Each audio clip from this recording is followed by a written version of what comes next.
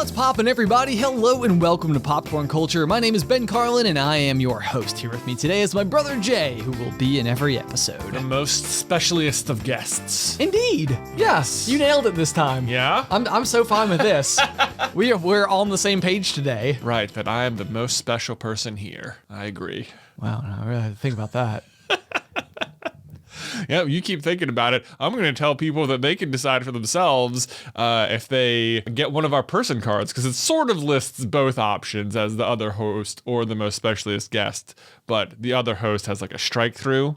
Yes. Through it. Right. Yes, exactly. Yeah, but we've already ordered the cards. So right. We've already ordered the cards. So they are what they are. They are what they are. You've been struck out. I've been struck out for now. To get people up to speed, in case you're unaware, right now we're running a special offer over on our Patreon where if you sign up at any of the 3 tiers, all of which are the same value, you will receive a stainless steel metal person card. Yes. That is like laser engraved. It's like the Popcorn Culture logo has been like cut out So you can see through it. See straight through it. Yeah, so like if you're sitting in class and you want to like etch something, the Popcorn Culture logo, you'd be able to do it. Oh my gosh, people are going to be able to just like graffiti the logo wherever they want. Yes, exactly. Yes, exactly. The true purpose. They're going to be able to Green Mallard Association, the Popcorn Culture logo, just wherever they want. Wherever they want, with their handy bottle of spray paint that everyone carries with them. At all times, yeah, of course. They'll just hold it up to the wall, to say Popcorn Culture, and people will be like, what's this? I don't know. For legal reasons, we don't recommend doing this. We don't recommend doing that, but if you want to like etch it in pencil, I mean. That seems just as cool. That seems just as cool. And this will be, as of you listening to this episode, this will be the last week where they are available per sign up, because the offer will expire on Sunday, October 25th, which is my 31st birthday. Yes, and despite it saying the most specialist guest on the card, should the day ever come, if and when the Patreon votes push me into the title of one true host, and I get to sit with the Popcorn Culture trophy on my side of the desk. We do have a trophy. Yeah. We'll of course just expect everyone to use the honor system and just cross it out on Ben's side and pencil in on my side, true host. I don't like this idea. Just a permanent marker on Ben's side, right there, gone. But permanent marker is like, you can't, I would use dry erase marker, because let's face it, it's not going to last for very long. Okay. Let me tell you something about dry erase markers versus permanent markers. So everyone has that problem with the dry erase board where someone will write on it in Sharpie and it's like, oh, I can't erase this. That was permanent marker. Right. Okay. So I came across this like life hack once upon a time on the internet that was like, if you want to erase it, all you have to do is color over the spot someone wrote with permanent marker with the dry erase marker, and then when you erase it, it'll erase both. And I was like, that doesn't sound like it's possible. It does. I was like, that doesn't sound like it would work. But of course I wanted to try it. But then I was like, wait. Is this the joke? Is this the joke that I'm gonna draw? I was like, now if I try it, I will be such a sucker. But you know what? I tried it and it worked. What? I could not believe it. Because it seems like the permanent marker would be a layer beneath the now dry erase marker, like laying upon its surface. Yes, it's possible that, I made a very small mark with the permanent marker. I suppose it's possible that if you wipe it up fast enough, it just hasn't dried. It would just come off. Maybe something like that's what was happening. Everyone at home is so leery. They're like, what a fun fact. And it's like, but now I can't go and try it. Do you remember in high school, there was a similar fact, which is that like the biology or the genetics of like an egg are such that they're so perfect that if you squeeze it in your hand, it won't break. Yes. And of course you're like, what a fun fact. Want to try it? And you're like, well, but, if you're wrong, it's like, is this a true fact and it's not going to break? Or are you just trying to trick me into breaking an egg in my hand? No, I know. And that's because it feels like such a gag. It's like you hand it and you're like, you're holding it and you're like, oh man, like if I just squeeze this real hard, I'm just gonna have quite literal egg on my hand. Yes, you will have egg on your hand, and it's like to this day I don't know because we actually did try it. We did try it. Like we all just obviously GMA. It was you and me and Mike and John. We all just decided together we don't know if this is a real fact or not. We're all gonna try it. Yes. But here's the thing: it's so hard to know who knows because it's very easy to fake gripping something hard. It is. Even myself doing it, I quite literally don't know because in my mind it seems like it should break. Yeah. And so like when I squeeze, I'm like, I know that I'm not squeezing as hard as I possibly can, but I do feel like I'm squeezing harder than I would expect it to be for the egg to break. I agree. And so I almost even feel like I have tested this myself. I have like attempted it, and I think that it's true. But then there's also that part of me that's like, or am I just lying to myself? Because right, because I don't really know. Yeah. Well, the other thing is like you also have to be able to apply pretty even pressure on all sides of the egg. So even if you are gripping it and believing it to be true, it's possible you just like press down harder with your fingertips or something, and that breaks the effect. I think you're exactly right, and I think that's what it would come down to, is that if you were to grip your fingers into it, then I do believe that it would break. Right. Because Yeah. I think that the amount of pressure you could apply with your fingers would be more than enough, per square whatever inch of the surface area of the egg in order to cause fracturing to occur. Right. And therefore egg on hand. Exactly. It's so funny because this whole egg gag applies to so many things. I've heard before that you can give eggs to children and they will just instinctivly know to be careful with them. Like there's like a built-in like if you were to that sounds like okay, let me see. Well, that didn't work.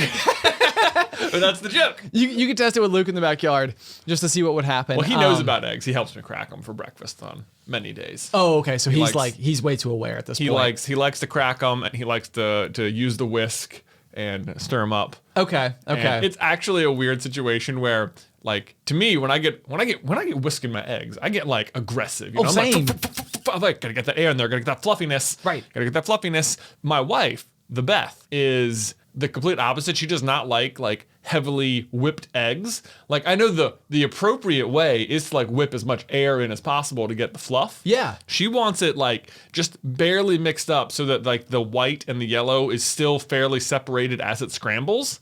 I know. So anyway, that's the way. That's about as effective as Luke can stir it, though, because he doesn't have like the the wrist strength to really whip it in there. Really whip it. So he'll just Luke makes mom's favorite eggs. Exactly. Oh, well, that's kind of adorable. It is adorable. It is adorable. That works out. It does work out. Okay, here's a question for you on scrambled eggs then, just as long as we're talking about it. I got through my entire life without ever hearing the pro tip to add a little bit of like milk to the scrambled eggs to give it a little extra whip.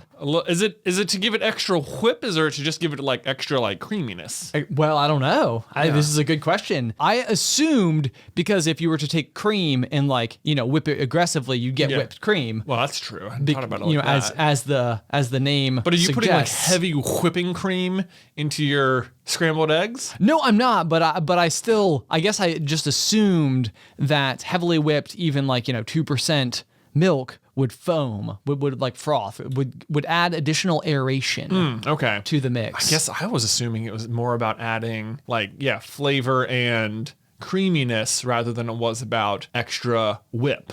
One way or another, I didn't know to do it. Meaning, for I would not say we were taught this way. I don't think we were taught this way, but I don't know if this is like the appropriate way to do eggs, or if it's like a hack, or if it's just personal preference. Sure. I think certainly in our home, the personal preference was not add milk. To not add milk. Certainly what you're doing, no matter what, is adding more calories to the eggs. Right. That's a good point. I will, if I make the eggs just for me, I call them fat eggs.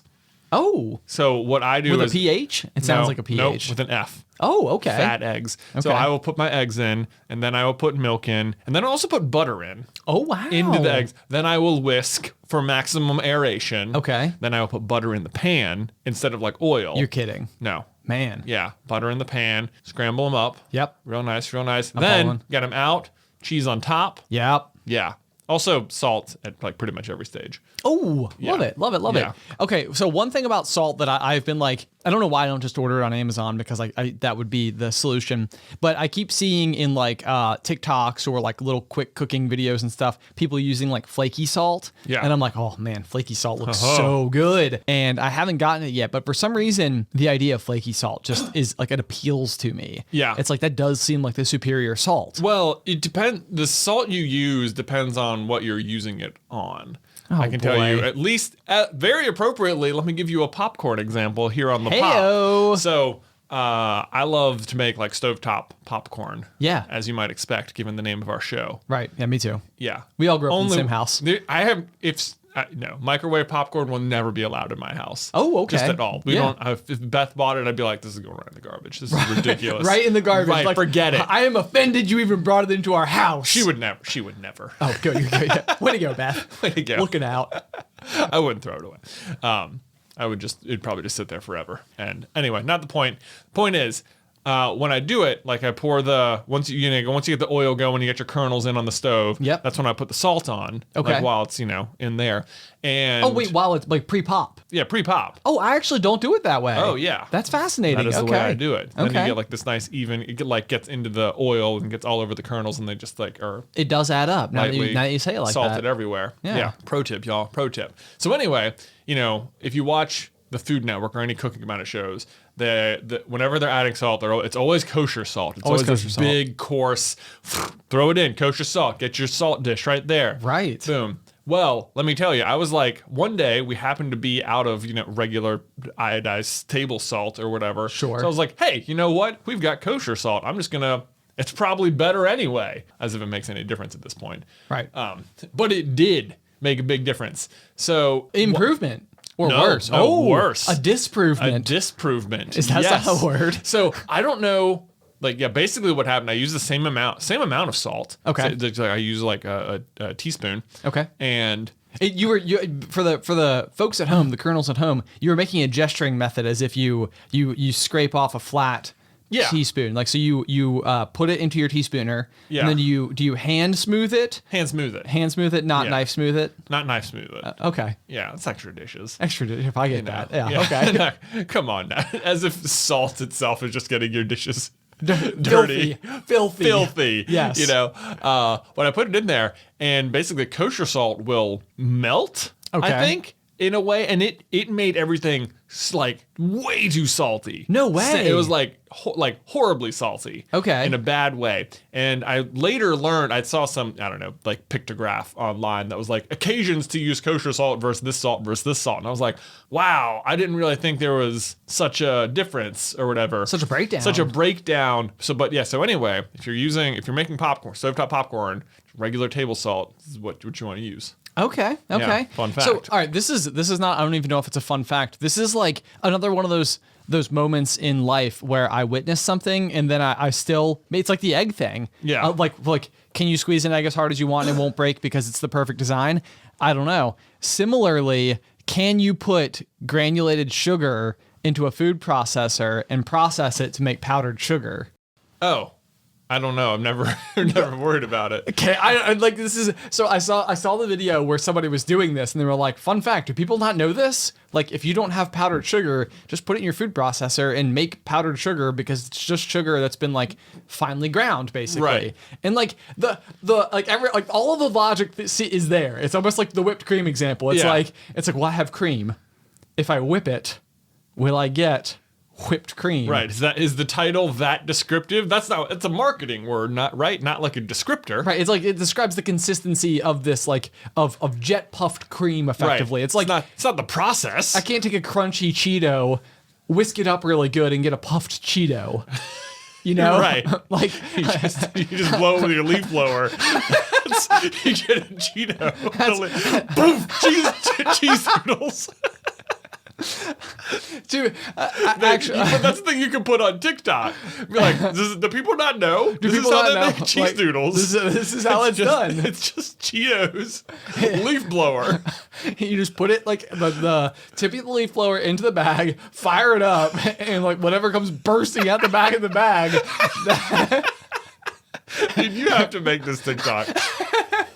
I'll consider it. I'll consider it. But yeah, that's my question to throw out there to you guys is powdered sugar as simple as sugar that is powdered? It doesn't matter now if people send you video proof because you still won't trust it. I still won't trust it. You won't know. I know. I mean, you could just try doing this. I do have a food processor. The problem is, like, even if you try this privately, if it turns out not to be true, the embarrassment will be just as real. It will be. You'll be like, Yeah. I've been oh put my on God. display. I've been put on display. I've been made a fool. Yes. I've wasted 1 cup of sugar, and now I have to rinse off my food processor, and no one will ever know. But I fell for it. I can't believe how gullible. Yeah, and Wow. I can't have that. It'd be like holding a broken egg just right in the middle of your hand, and and I can't. That would be just humiliating. Yeah. Although, so on that note, though, going back to our Cheetos example for a Mo, one thing that has forever baffled me, and I should have just seen like how it's made on it or something. But how do they jet puff anything? Yeah, I don't know. Like, I need to know what this process is. There's got to be like a how it's made about that. Certainly, you can just YouTube the answer out of this. A jet puffer? Yeah. Like what is a Cheeto before it's a Cheeto? Yeah. Well, are Cheetos jet puffed or are cheese doodles? Well, cheese doodles, I guess. Right. I'm sorry, I'm thinking of cheese doodle. Okay. Yeah. Yeah. Is cheese doodle a brand or is To me, well, I think cheese doodle is a brand and Cheeto is a brand. okay? I think they are both separate brands. But Did mom buy cheese doodles growing up? Mom did cheese doodles, which are like the U-shaped puffed. Yeah, where's the puff version. come from? Yeah, I don't know.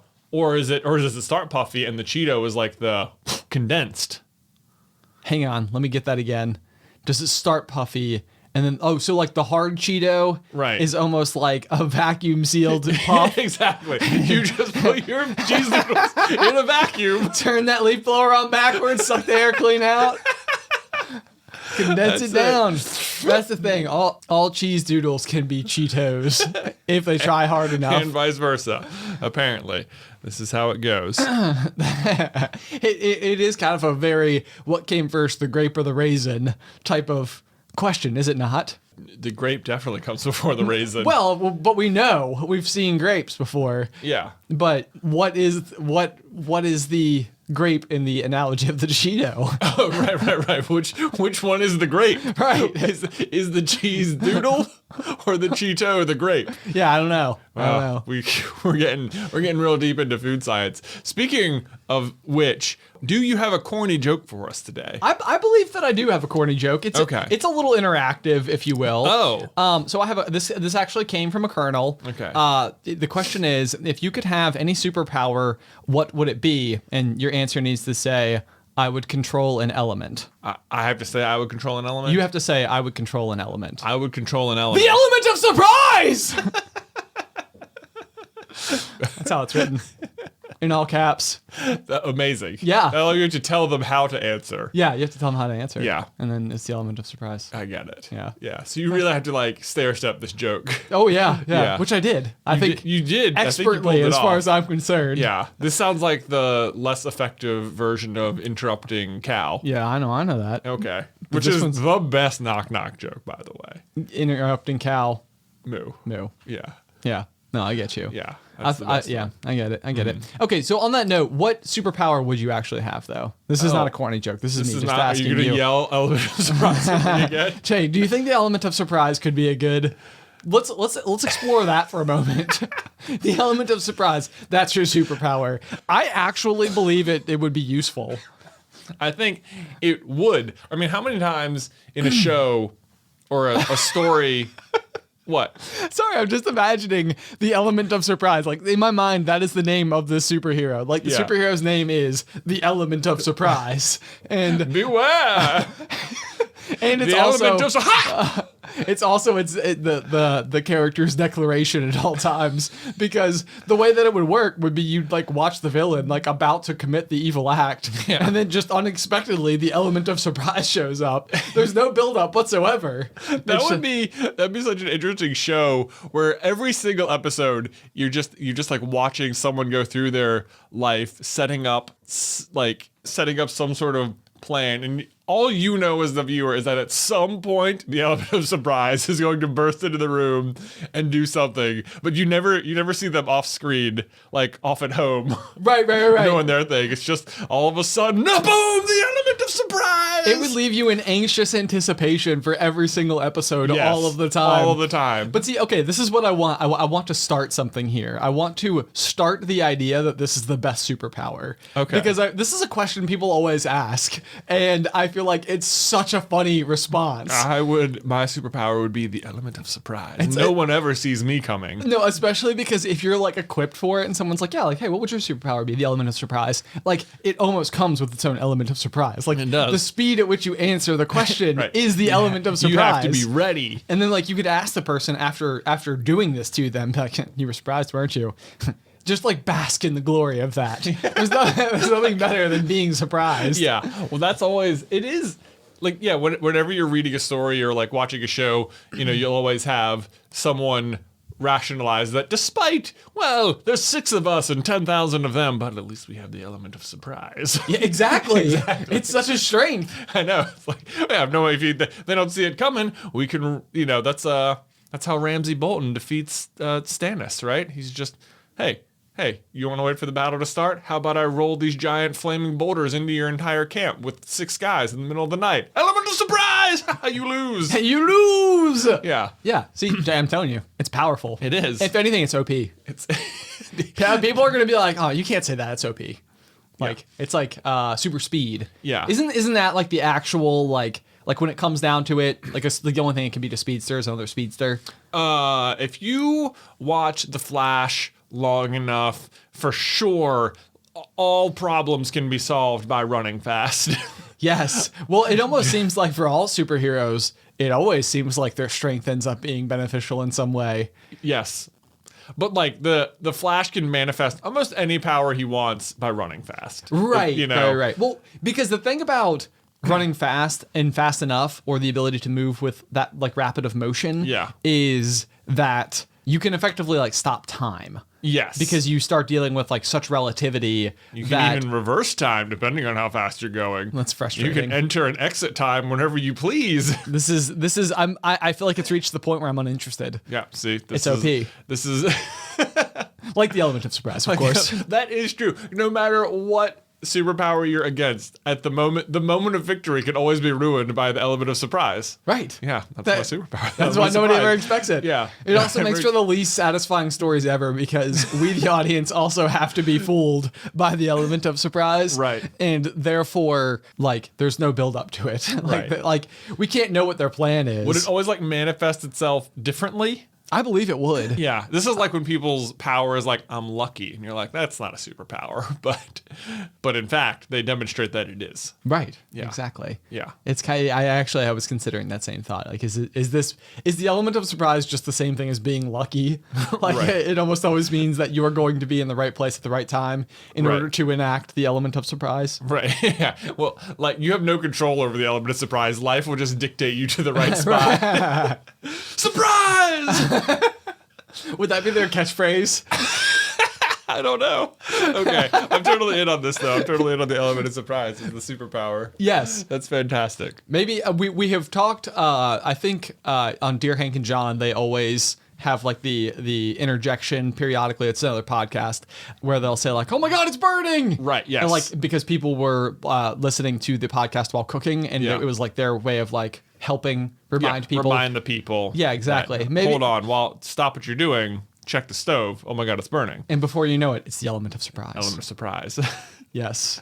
All right. Well, nobody expects the hyperspace whales. What can I say? Well, that was a callback to our recent worst performing video. But Oh, the Super Carlin Brothers video about Thrawn is coming. Thrawn is coming. Mandalorian theory. Okay. This is the thing though. I like to think so. Worst performing video on our channel in years. Maybe. Quite some time. Yeah. This occasionally happens more frequently than not with Star Wars content, where we will make a video that just like drastically underperforms, and you're like, "Ooh, we missed it today." Like, well, we either went too deep, too obscure, too something. But this particular one, I think, is going to end up being like just a late payday. That's all. That's then nothing could convince me further that Thrawn is the like last thing you will see on season 2 of The Mandalorian. Right. Like, I am so positive of it. Right. I am like, it is like, since they revealed that Ahsoka is going to be in season 2 of The Mandalorian, which comes out in like 11 days at this point. From recording. From the day we're recording it. I was just like doing the math. I'm like, there's no way for Ahsoka to be in it without Thrawn being the villain. Like, especially because you have this guy who showed up with the Darksaber at the end of season 1. Right. He's just like, he's going to be like the season 2 villain. But they're going to get rid of him. and it's not going to matter because season 3 villain is going to be Thrawn, and it's going to be so much better. See, but here's the thing though. So it's okay because we're just ahead. That's all. I like to think that we're ahead. Yeah. And so what's going to happen is that particular video will, as context is now applied. Yeah. People are going to be like, wait a second, who? What? Yeah. This guy with red eyes? Exactly. And he's blue? Yeah. Yeah. So I think it's so weird to me because if you're into Star Wars at all, it's almost impossible not to have come across like images of Thrawn. Sure. To like wonder like if you exist in the Star Wars space, no doubt you have seen images of this character. He's like, he's blue, he has this striking blue face and this dark hair and these bright red eyes, and he's always in this like white uniform and he looks evil, and really he's not necessarily evil. He's just sort of like a very powerful weapon that the Empire happens to control. Sure. But whoever Thrawn pledges his allegiance to, that's great news for them. Sure. Yeah. But he's he's just a very loyal person, and that happens to be who he's loyal to. I'm not doing a good job with it. It's okay. It's okay. No, So, I mean, what it comes down to though is I think that we're putting ourselves in an interesting position to have a very compelling like antagonist, if you will. Yeah. Is it okay to call it an antagonist instead of a villain? Is that more appropriate? I think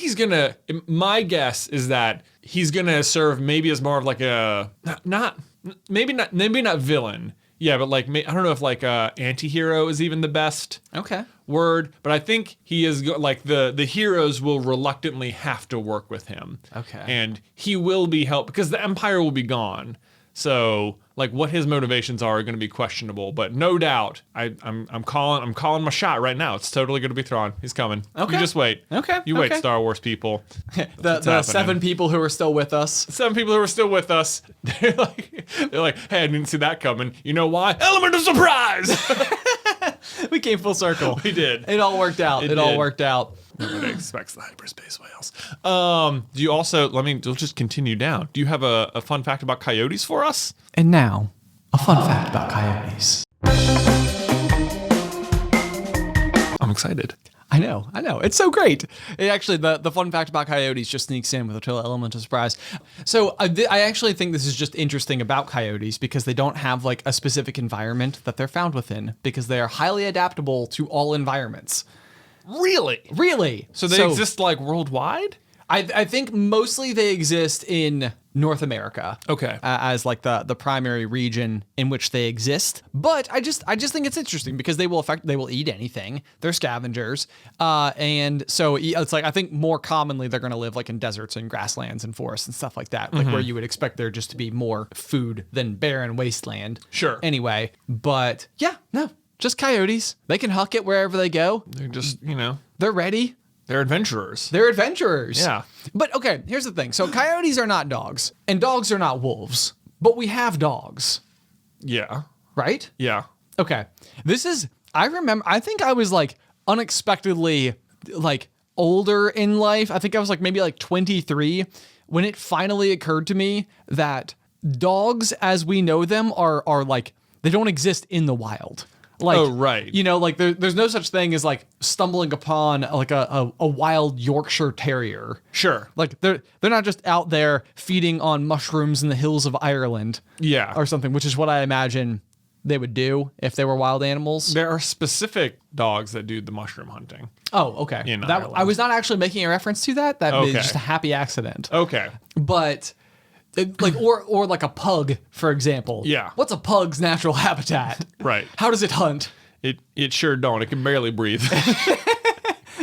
It's like it's so funny to me that there's these animals that are just like so like integrated into our world, and yet they're mostly like all highly descended from wolves once upon a time. Yeah. And then like obviously selective, careful breeding and stuff like that have spawned all of the different variations that we know today. But so I was actually reading a little bit about this because I thought it was I started on coyotes, and then I was like, where do dogs come from? And as I started to like kind of pull back, basically the information was talking that like once upon a time, somewhere between 15,000 years ago and 40,000 years ago, there was like a specific type of wolf that is now extinct that had like 2 divergent lines that came from it. Okay. And one of those lines turned into like the gray wolf as we know it, and the other one turned into like dogs. All other dogs? All other dogs. Okay. So the gray wolf is like this, like harken back to prehistoric times or something. Yes. Okay.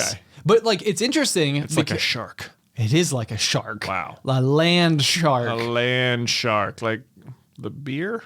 Yes. Jimmy Buffett. Jimmy Buffett. That's right. He worked it in. Highly associated with wolves. Or AKA land sharks.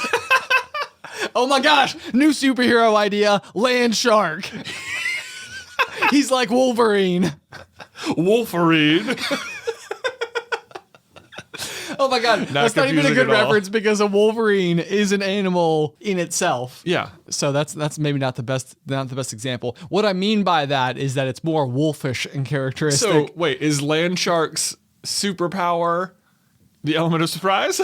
I'm not saying it can't be. Okay. Although I like the idea of the element of surprise being amongst the same superhero cohort as land shark. Like, so they're like the Avengers. Okay. But like, so you have the element of surprise. Yeah. Kind of like, imagine Captain America, but cooler.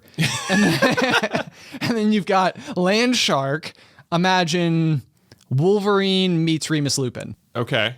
Yeah. Right? There you go. Right? Right. So like maybe like a shabby guy who's got like string holding together his briefcase, but he can also have blades come out of his hands.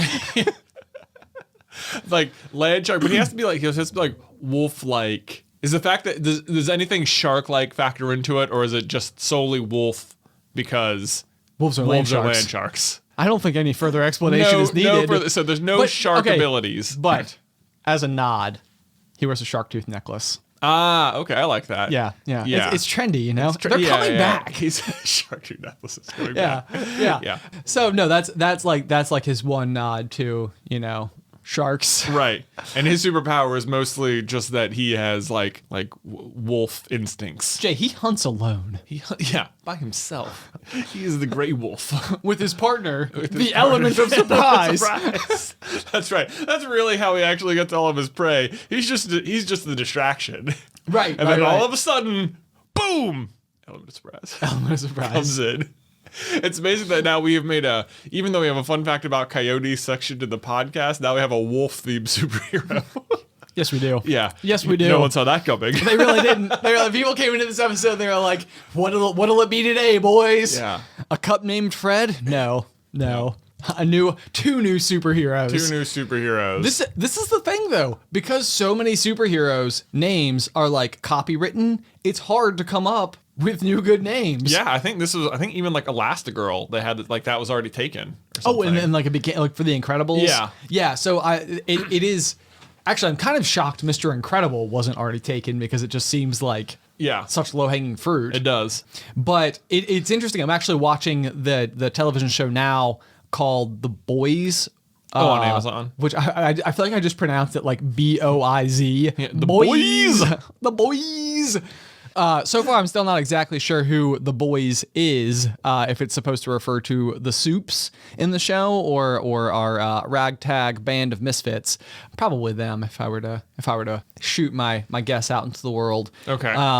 But in the same capacity, the names for the superheroes in this show, like they feel corny. Right. Like one of them is like the Deep, you know, and he's the Deep? like he's like Aquaman. Oh, I see. You know, but like the Deep. The Deep. Yeah. And it's like that's a dumb it's a name. Shallow name. Or like what else they have? They have like A-Train, who is like your speedster. Okay. You know, like the A-Train. Yeah, he's fast. He's fast. I get it. I'm comparing it to the train. Yeah. You get it. I get it. Nothing lost on you at all. But no, it's funny because I feel like it's such a problem that so many good, cool superhero names, or all superhero names in general are terrible. It's just we know them to be cool, because we've been taught so. So like Spider-Man might just be like, really? Like that's what you came up with, right? Do you think like Superman? Then do you think they're called superheroes because of Superman? Oh, that's a good question. Like, cause he like he's like the forerunner, and then everybody around it, it's like, oh yes, like it's like Superman. He's like, there are superheroes, right? The element of surprise. Yeah, like they have superpowers similar to Superman. I see. Right. Yes. I wonder if that, is like Superman the derivative term for superhero? I don't know. Or were they like, let's make a new superhero and we'll call him Superman? Could be that he has as well. all the supers. He does have all the powers. Yeah. Yeah. Actually, similarly in this show, the main guy, the main hero, so to speak, who is I believe not going to be the hero of the show from our perspective, our vantage point. Right. But he is a very like Superman like quality. And right. I think like his only weakness is he can't see through zinc. And I was like, well, that's gonna come into play. oh, that's obscure. Yeah. Nobody expects Zinc Man. Oh yes. What does Zinc Man do? I like to think that he's a jeweler. He's a jeweler. Yeah, Zinc Man. Zinc Man. I think it's just that like maybe this Superman, the way he defeats people is just like by punching them in the heart or something, and he just knows where that is. But Zinc Man's heart is like in his foot, so he just like hit him in the chest. So it's like, wait a minute, that's not where your heart is, but I didn't know because I couldn't see. I keep it in my foot. Boom. Element of surprise. Surprise. Maybe okay, yeah. So if we were to continue on about our superheroes, maybe situations like that would arise where like he doesn't even know how it's gonna happen, but like his physics can change in accordance with the circumstance. Yeah. Oh boy. Yeah. This is why it's so OP. It is very OP because it's just no matter what you're about to succeed at, you will suddenly be failing because of the element of surprise. I hope we have everybody bought into this new plan. Oh my gosh, we're gonna like ruin this question. Is what's gonna happen. Yes, we are. Yeah. We are. Well, all right, guys. Well, let's start a tidal wave of fun. In other news, I'm gonna take a hard left turn into Christmas. Oh, okay.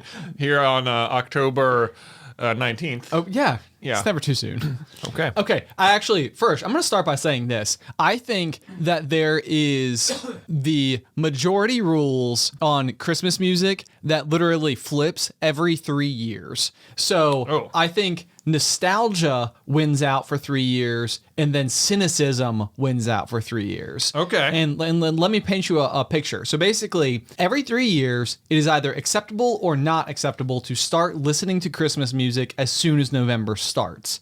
So if it's like November 1st on a year where nostalgia wins out, then everybody is like, yes, it is finally time to celebrate Christmas. Yay. And everybody's like all excited about it. And it's like, yay, Christmas music. Like I started listening to it right away. And then after 3 years, people are like, oh my gosh, can we please wait until after Thanksgiving? Please. We have another holiday between now and that one. Right. Like, too soon, guys. Too soon.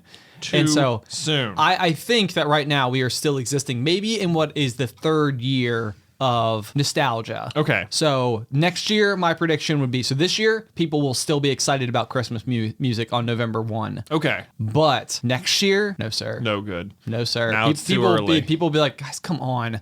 Can we just not? Can we wait? I'm tired of Jingle Bells already. Right. Mariah Carey. Yeah. It's all happening too soon. Too soon. Anyway, Christmas. So I started decorating this past weekend.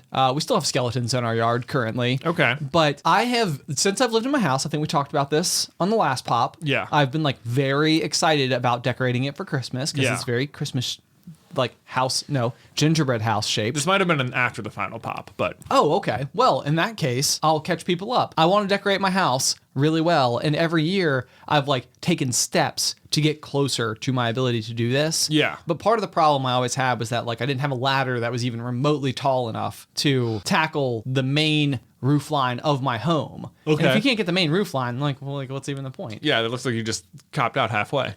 Precisely. So like I was even thinking about like mom and dad's house, and like dad will decorate they have like a front porch area, like with rocking chairs and the sort. And dad is able to, with like a mere 8-foot ladder, go and put all of his lights up on top of that like front like little roof line that he's got. Cinch, no probs. Yeah. But then he doesn't have to like worry about going any higher. Well, the center point of my house is a full top of 3 stories high. Oh. And so I'm going through and I'm doing the individual like clips per light bulb. Okay. So like each light bulb is held up with its own clip on the gutters. Wow. I know. It's gonna look real good. So everywhere you have gutters, you need light bulbs. Anywhere you have gutters and anywhere you have like an edge of a shingle. Okay. Also, because the edge of the shingle also provides a space for these clips to fit. Okay. They're engineered for it. I see. Yeah.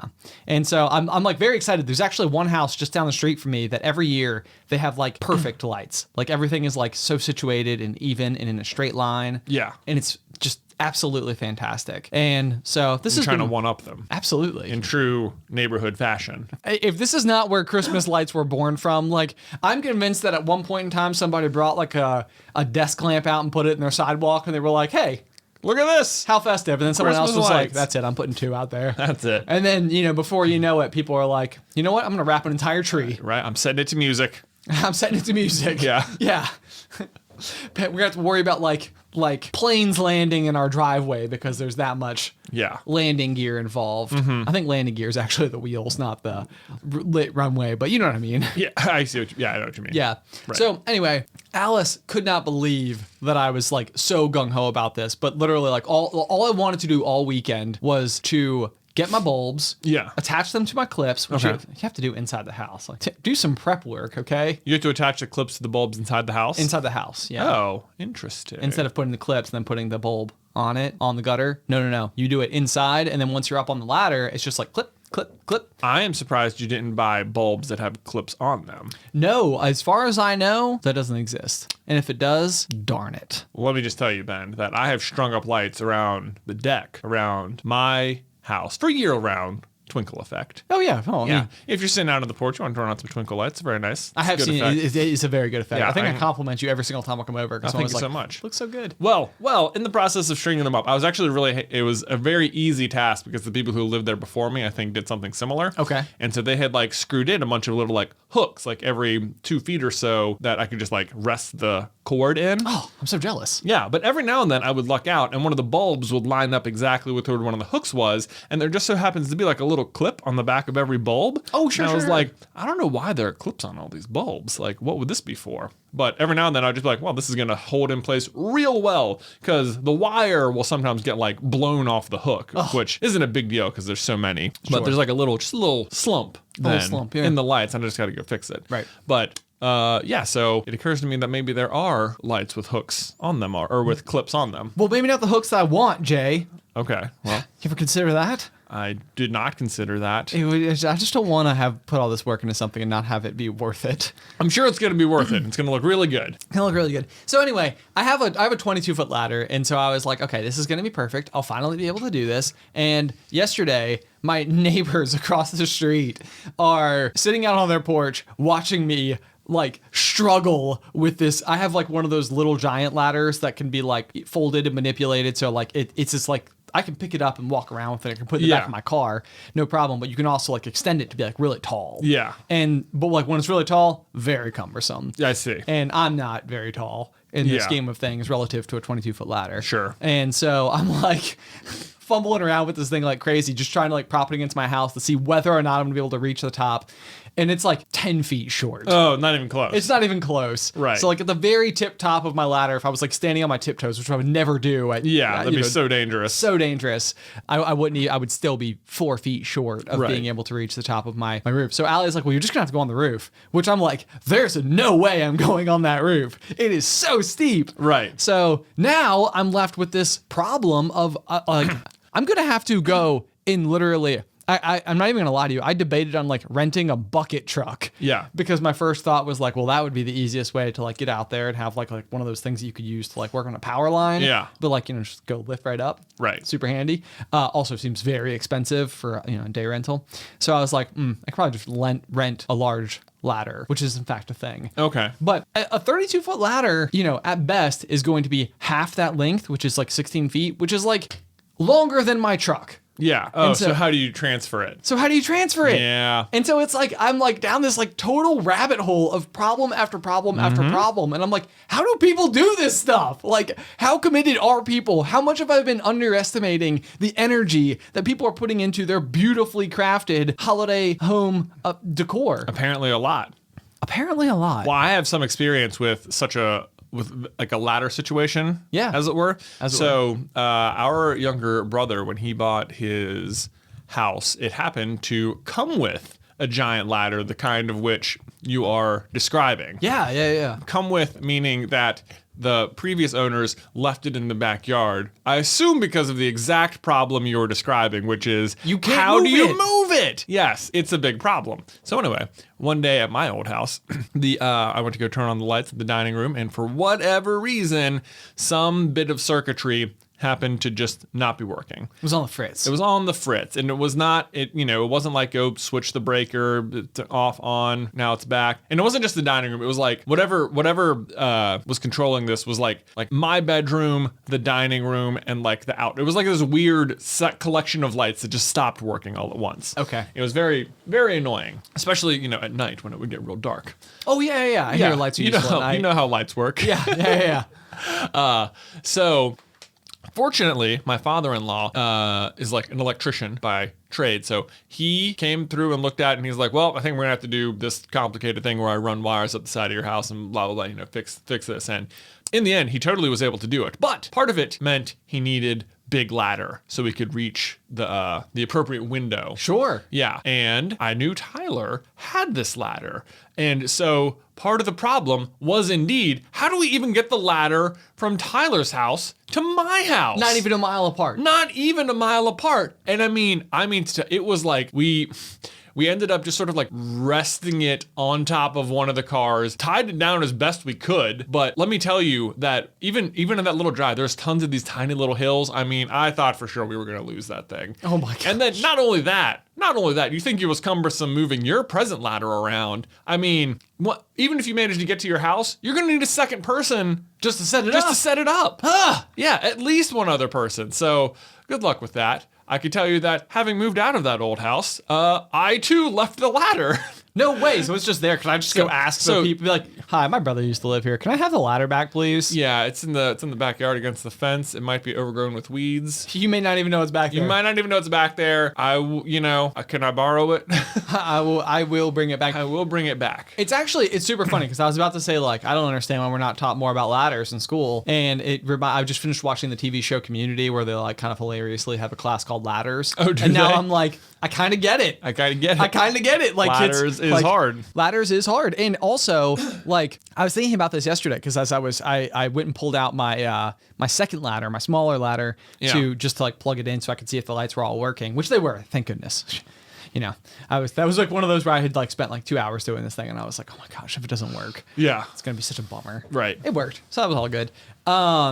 But it was actually funny when I was like carrying the ladder upstairs to take it outside. I was like, by owning this ladder, I have bought the ability to be taller. And I don't know why. Like, I thought that was just like it's like so interesting. It's like it's a skill. It's a superhero power. Is being tall? Yeah, like we could have a superhero called the ladder. Called the ladder. That's all he is just like 10 feet tall. Well, or he can ladder himself.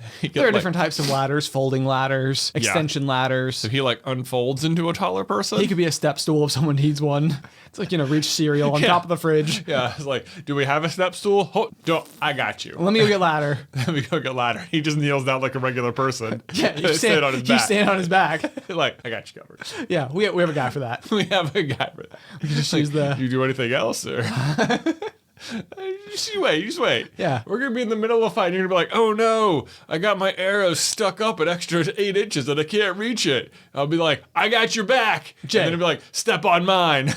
Step on mine. Yeah. Exactly. Okay, so, I mean, Obi-Wan defeats Anakin. How? Oh, high ground. Exactly. Yeah. Yeah.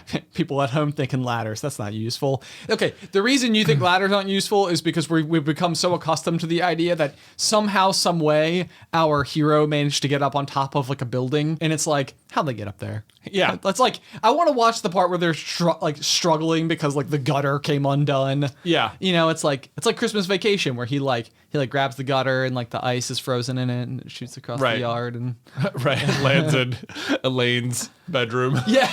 Elaine from Seinfeld. Making a brief cameo. Exactly. As the weird villainous neighbor, sort of.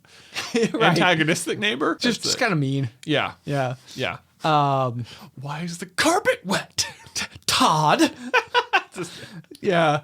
But no, it was so funny yesterday because hilariously, the two things that I was doing was decorating for Christmas way too early and cutting a tree down that was in my yard that I had been leaning forever, and I had like an arborist come out An arborist. An arborist. Like a tree man? I got a tree man, man. You got a tree man? Yeah. And so this guy came out and told me that it was okay because the tree was dying anyway. And I was like, okay. So the two things yesterday that I did was hanging Christmas lights in like an absurd fashion where I'm like almost falling off of ladders and like doing all this hilarious struggle. Yeah. And then like, you know, it goes quiet for a few minutes. And then I come walking around the back of my house with my chainsaw. And Yeah. it's just like, those are both scenes from Christmas Vacation. exactly. Yeah. What I'm trying to say is that I am Clark Griswold. Okay. All right. Where's your station wagon, man? Good question. Yeah. I should get a station wagon, shouldn't I? I'm totally for it. Yes, you should get a station wagon with wood paneling. With wood paneling. With wood paneling, Ben. Man. Yeah. Man. Mm-hmm. Could it instead just be a van that I convert into a small home that I could drive around and live in? That's not, no. It's not the same? That's not the same. That's not Clark Griswolding. But, okay, that's true. That's true. Fair point. Yeah, okay. I was just trying to think of a way to make this more fun. Station wagons are just, they're very station wagony. Well, yeah, that's for sure. They are station wagony. That is what they do. Sort of their essence. A little bit. Okay, speaking of driving around in family cars. Okay. I went on a family trip this past weekend. You did. To Lexington, Kentucky. Okay. Yeah. To see some family. Yeah, we were visiting my brother-in-law and his wife in Lexington. I have to say, I really like Lexington, Kentucky. It feels like my spiritual home.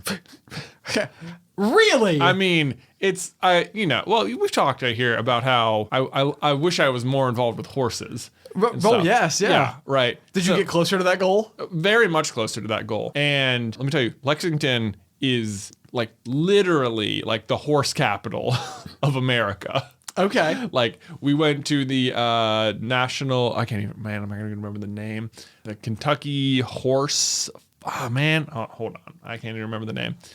We went to the place where old Kentucky Derby winners retire. What? Like That's the a place? horses. Yeah. Some of them are there. Okay. I guess maybe some owners just, continue to keep them at their own properties or whatever. Sure. But there are multiple Kentucky Derby winners at this place. Kentucky Horse Park. That's what it's called. The Kentucky Horse Park. Okay. You walk in, there's these, big horse statues. You have like this one of Secretariat off to one side, one of, it's called Man o' War, who I guess is a jellyfish? No. Okay. I think when you think of like the most famous horses from like the Kentucky Derby, I think Secretariat is probably the one most people know. Sure. Right? Is Seabiscuit not one? I don't think so. I didn't see any Seabiscuitry at this place. No Seabiscuits. No. Okay. But so you have Secretariat, who I guess should better be known as the second most famous horse, because the actual most famous one is Man o' War. The jellyfish. The horse. Okay. And I'll need correction every time just to be sure. There is this massive statue of Man o' War that is like, has this big, you can like walk 360 degrees around it, and he's buried there, like under the statue. Oh. Which is pretty cool. I guess he won like 20 out of the 21 races he was ever in. Whoa. Yeah. Really, they show you like, this was fascinating to me. They show you the stride of a horse, like where their back leg is, and then how far they travel before their back leg hits the ground again. Okay. And so despite years and years of horses, maybe they just haven't updated it, or maybe they're just trying to make a point, but they show you Man o' War stride, and it's like 28 feet. Wow. Like at full speed. Like, can you, like, I don't think people can't long jump that far. I was gonna say that would be like world record status, I think, long jump distance. Yeah. So like if you had a huge running start and you were top in the world at a particular activity, you could maybe get about that distance. And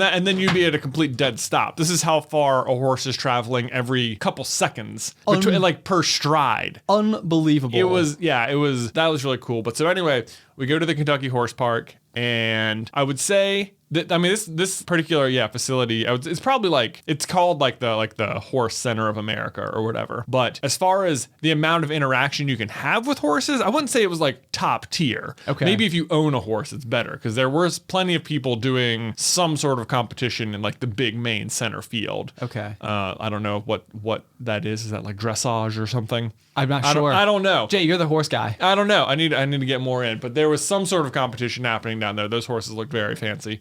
But we went up to the big barn where you can see just a bunch of like I think they're called the drafters, I think is what it was. Maybe they're like training horses or something. Okay. But you could see like several different breeds of horses. Those were all really cool. And they had two of them out, and Luke got to go up and like touch them and stuff. Such a horse. Oh yeah. That was very cool. He was like so excited about it, which was interesting because like as I look around the room we're in, like if we had a horse in here, I feel like it would take up most of the room. For sure. Like I think people think of horses as just like domestic, animals. Like if you're near a horse, it's big. It's huge. They are huge. They weigh a literal ton. Yeah. They're big animals. Right. And Luke was just not afraid of this thing at all. I mean, the horse's face is as big as Luke. Takes after his father. Just a natural with horses. Yeah, I mean, he was totally cool touching it. That was awesome. And then we went to another part of the park where he got to ride a horse, which was really cool. I guess technically pony, but. Man, that was a really cool experience too. He was like not afraid of it, just like at all. We put him on it and they just say hold on to the saddle. And I think there was like one moment where I like stepped away to pick up the camera and he was like suddenly like, oh man, I'm on like a really big thing. I want to get off. And then the moment it started going, he was like, this is fun. I'm good at riding. Oh. Yeah, so that was really fun. It was very cool seeing like how excited he was about being on the horse at this horse interaction facility, as we called it in the last episode. The horse interaction facility. Yeah, yes. Right. Yes. That is so fun. That is so. And okay, so then my next question is there any part of you that is like planting the seeds of future horse ownership, and it's like you understand that like probably it's not the type of thing that you would like, maybe no anticipation of buying a horse like next year. Yeah. But like are you any bit closer, or would you have any actual expectation of like possibly 10 to 15 years from now you might actually own a horse? I mean, I have no idea. Like there's so many things that would have to happen before that. I feel like either more seeds to plant. Yeah. I mean, if it was, I don't know. I don't know. It's like I don't even know if it would be very cool to own a horse, but it would be great if you had it in such a way where you had, you like also owned the stable and could like walk out to the barn and go like hang out with the horse, as opposed to just like your horse lives at a stable where you rent space for it and you have to drive 20 minutes to go see it. Oh, I see. You have to have a horse. You have to have your own horse farm. We're gonna have your own horse farm. Exactly. Jay, you're thinking like me. I'm loving it. Nothing makes me happier than when you dream big. Yeah, well, let me tell you, Lexington is the place to do it because you just drive around, there's just horse farms everywhere. Okay. So, like, I mean, they need tons of space. So. And so if you had a horse, you've said you'd name it Popcorn at the Movies? Popcorn at the Movies, yeah. That's our horse. What would its like name be around the stable though? Just Popcorn? I feel like people would probably either call it Popcorn or like Pop or something. Pop, okay. Yeah. I'd probably name mine Helium. Helium? Yeah. Like, the element of surprise. The element of surprise. Do you get it? Because you put heliums in balloons. Yeah. You put helium in balloons and balloons like pop. Balloons pop at surprise parties, and like, you have the pop, which is connective tissue between yours. And, I get it. Yeah. The element of surprise. It looks like he's losing this race, but all of a sudden, boom! People always underestimate the element of surprise. Maybe you should just name your horse the element of surprise. No, that would be its race name. And that would be its race name. Yeah, but we'd call him Helium around the stables. Okay, so it wouldn't be like just like a shortened version. No, his name would be Helium, like about. Yeah. Then his formal name is the element of surprise. I got you. Yeah, you're getting it. You're getting it. There it is. We're stringing it all together. Okay, so there we go. We've named our horses in this episode. We've named our horses, and maybe it also means that our band of superheroes ride on horseback. Oh, that's fun. Right? It's a little different. People don't expect it. They definitely don't expect horseback heroes. Not in 2020. How useful is that? Useful. Yeah, it takes a little while to get there, but maybe the horses have powers. Do you think they'd be friends with coyotes? And that's part of the powers. Wherever they go, there are coyotes. I don't know. I'm stringing it all together. It's working. Maybe in our fictional world, the coyotes can like open portals like anywhere because they're adaptable. Because they have someone on the other side always. Because they're everywhere. Oh, coyotes are the best. Oh, here we go. Oh. So we have coyotes open portals, which the horses then travel through. Right. With our heroes in tow. Of which we've currently named one, the element of surprise, riding on the element of surprise, aka Helium, and Land Shark riding on Popcorn at the Movies, aka Pop. Exactly. Jay, it's all coming together. All coming together. This is how the best stories are written. This is it. Everyone would be like, how did they ever come up with this stuff? And be like, this is it. This is, you're witnessing it. Right. You're like listening to it at home. In the future, when this is like a worldwide blockbuster phenomenon, and you're like, how did they come up with something so abstract and weird? You are listening to the origin story. Here it is. The moment. This is when it happens. Guys, thank you so much for tuning into this week's episode of The Pop. It has been a delightful one. We've come up with so many great new things. Yeah, I've come up with many new things on this episode of The Pop. This has been a good one. I've been enjoying it. Yes, it has.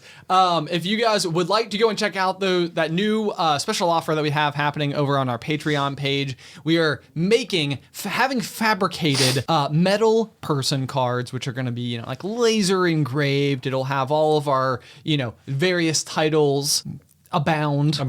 It will have the popcorn culture logo literally cut clean out of it. Right. So that you can graffiti your notebook paper. Exactly. With graphite pencil. Yes. As much as you please. This is going to be available through October 25th, which is my birthday. And will come with any Patreon tier that we have available, all of which are the same cost. It's basically voting for who's the host. Right. Buzzy B. Jazzy J. You can check that out at patreon.com/popcornculture. Guys, and we also want to give a special thank you to these patrons who now support us on Patreon, including Jason Flower, Eden Landry, Emily West, Haley Vance, Melanie, Stephanie S. Stewart, Mia, Deanna Lazo, Max Lazo, Thomas Benema, Mateus Dowville, Michaela Roby, and Jordan Dawson. Thank you guys so much. Yes, thank you guys so much for all of your support over on the Patreon. Otherwise, until next week, pop!